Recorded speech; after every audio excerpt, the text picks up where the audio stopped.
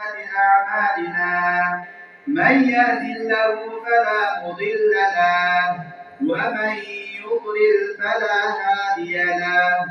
نشهد أن لا إله إلا الله ونشهد أن محمدا عبده ورسوله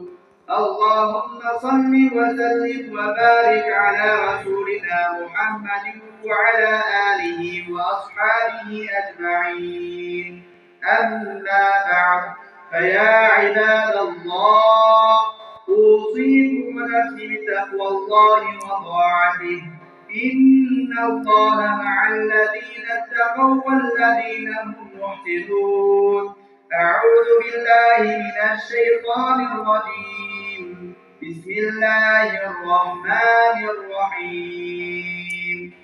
ولتكملوا العدة ولتكبروا الله على ما هداكم